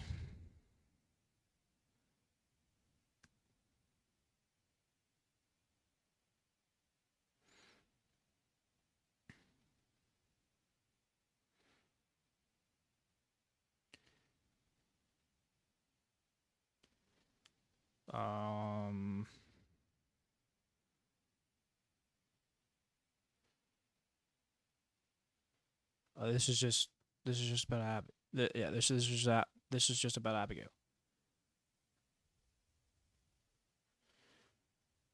Okay, what a waste of time. All right. There's nothing on. It's just about the debate. Why am I not finding any articles where she says that gays should be fired for being gay? If you guys can find something about where she said that, please email me. I'll be happy to take a look into it. funding and all that. You know who voted to defund the police? You did. When you voted for the Justice and Policing Act, you voted for that, and you took money from the PAC that said we must defund the police and get rid of their qualified immunity. When are you going to give back that? Okay, another fact check that we gotta do. Let's see.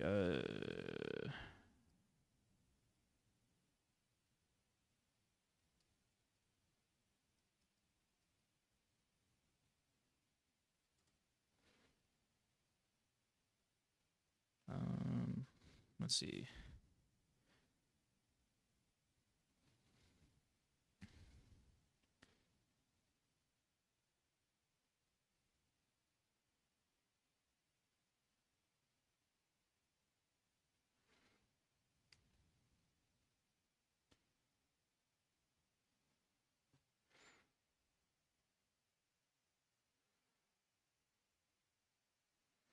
Bro. Most of this stuff is just about stuff from the debate.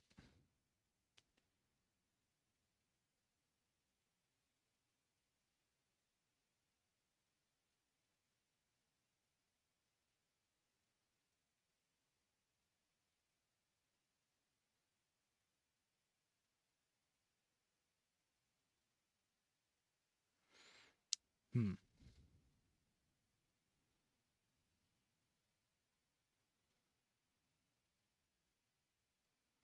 It's another thing we'll have to take a look into. That money, thousands of dollars. I will not Ms. Earl defund Sears, the police your time is or up. get rid of their We have other qualified topics immunity. to get to. We're going to move on now to reproductive rights. Deanna?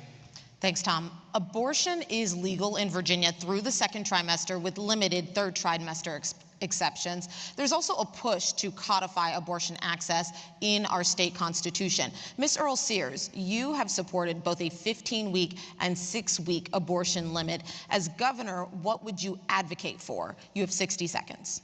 So my position is that the Commonwealth needs to come together and figure out where it wants to be. It's not going to be my view. It's going to be a view of the majority. My opponent, on the other hand, has the extremist view, which is abortion up until the very hour that the baby could be born, up until the very minute. And so you would have a... I don't fucking care. I don't care. Okay? For you to spend so much time about your opponent. Give me your answer. Tell me why this is your answer. I fucking hate this shit, dude. I hate when politicians do this, man. I'll give you 2 seconds of my answer, and then I will spend the rest of my time attacking my opponent. I hate it, dude. Baby aborted on the table. What do we do then, Abigail?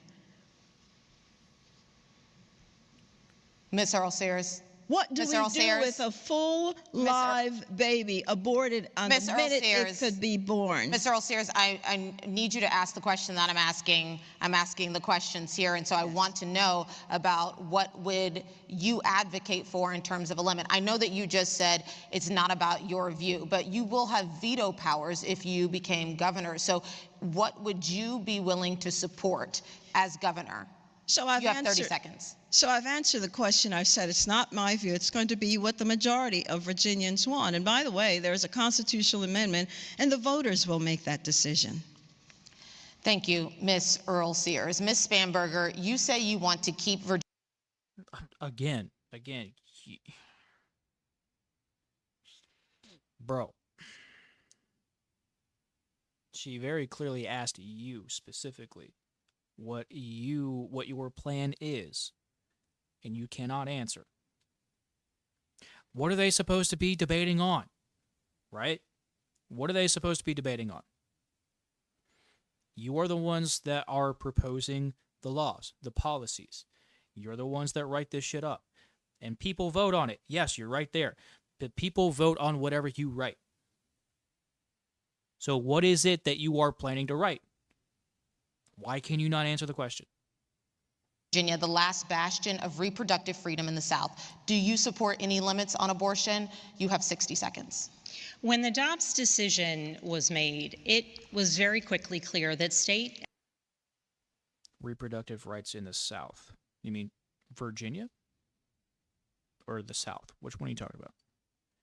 After state would move to restrict abortion access, as my opponent has previously supported. In states where they further restricted abortion access, women have died.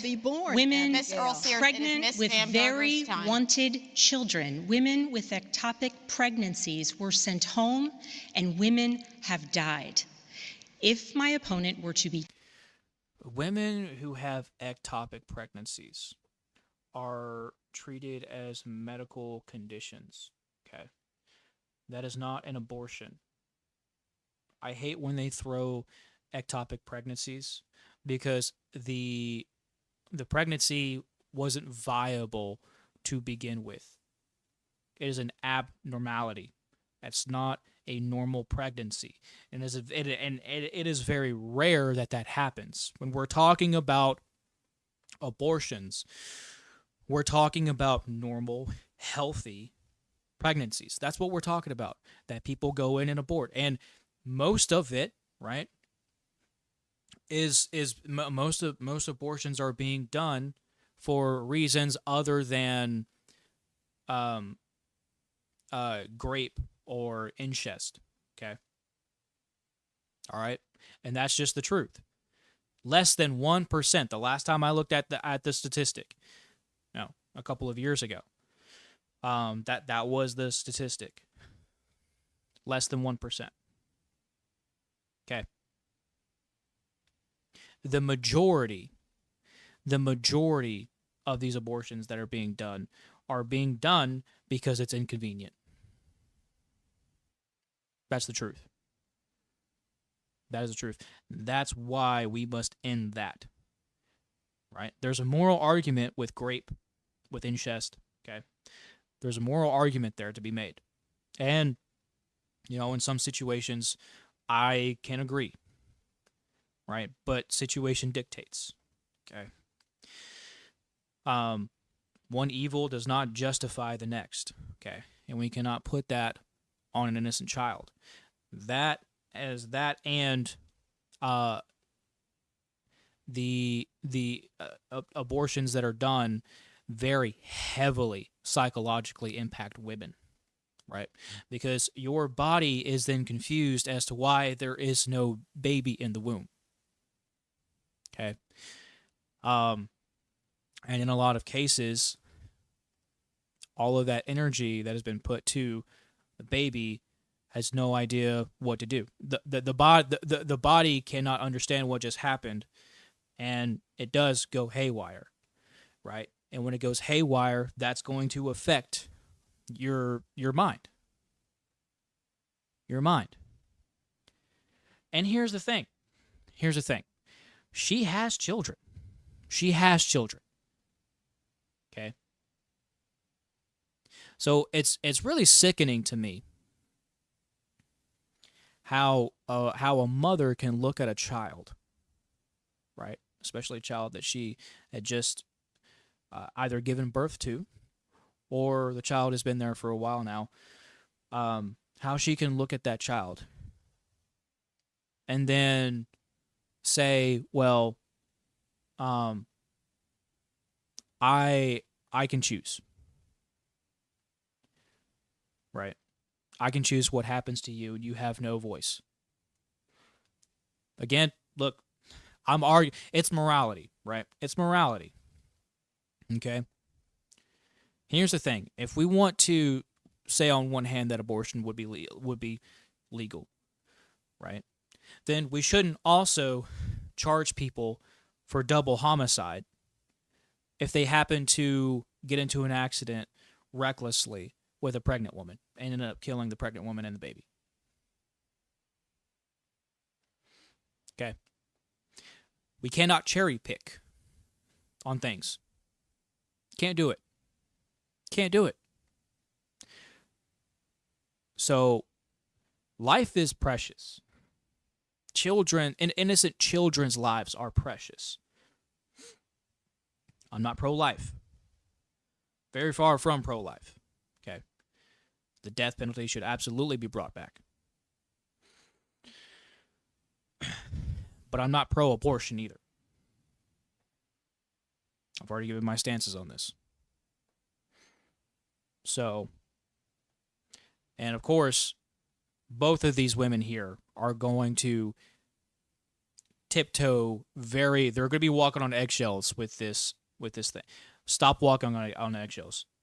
Tell me what you think. I want to know what your plan is. I want to know what you stand for. Because if you're going to stand tall about attacking each other on policies, okay, you should also stand tall and tell me what you believe in. Stop being a coward.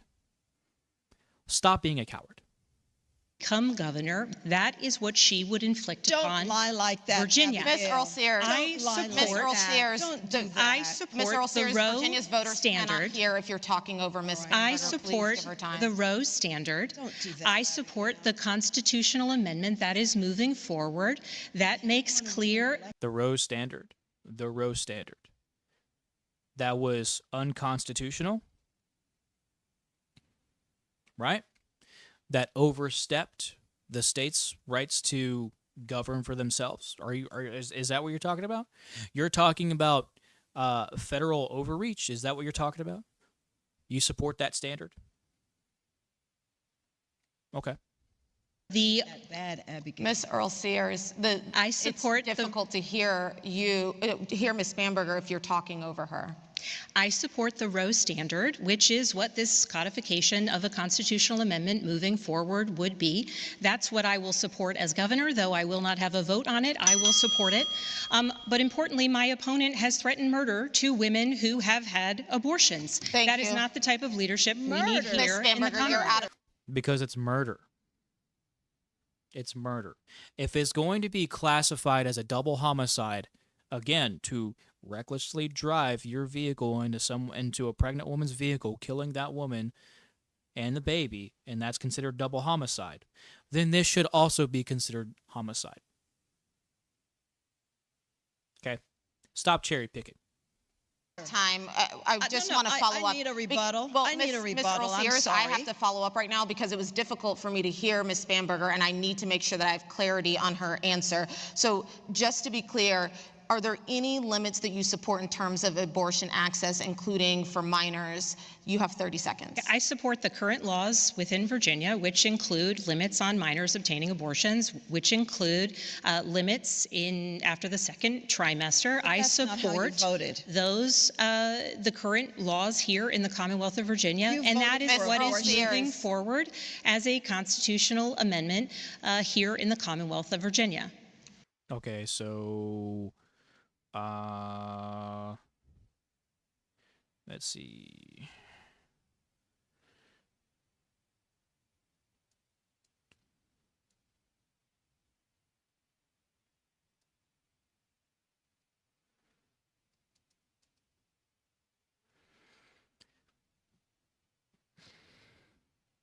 The fetal heart typically starts beating around 22 days, right? So a few weeks after conception. Okay, so let's see, when does the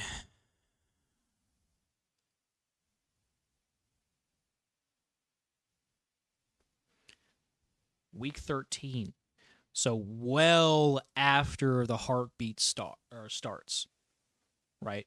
And nerve endings are starting to form. Dude, that is sick, bro. What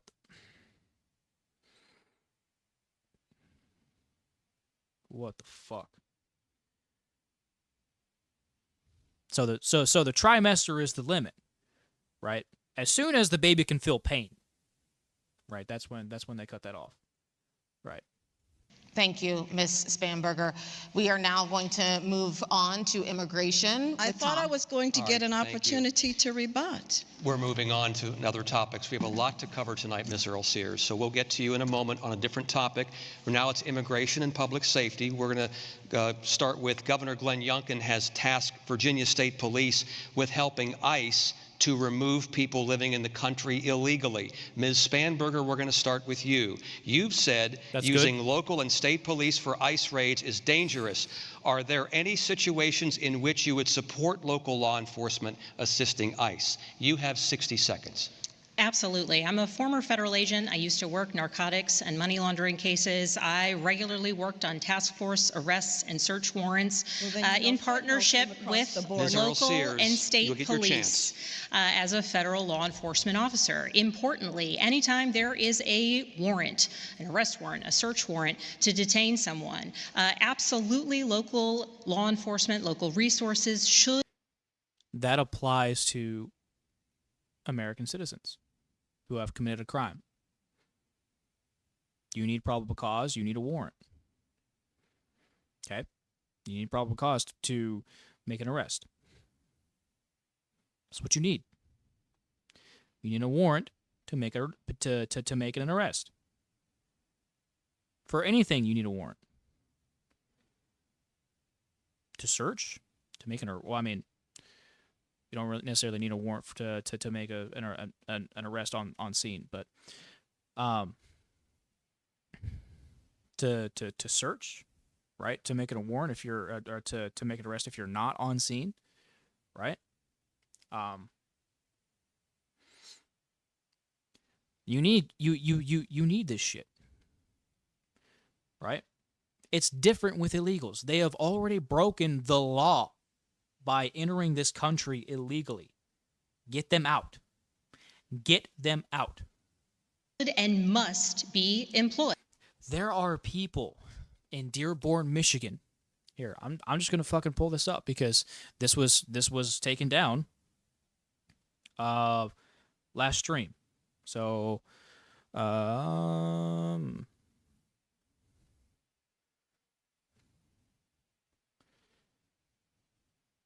let's see.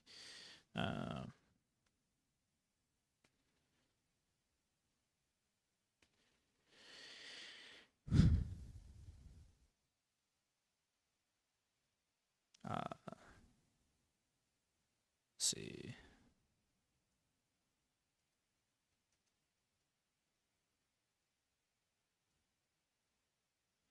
Oops.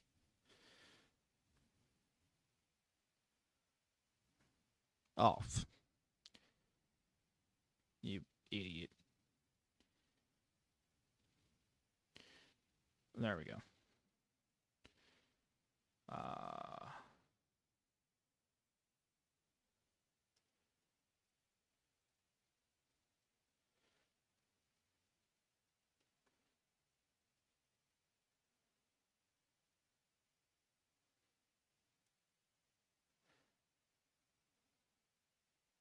Yeah.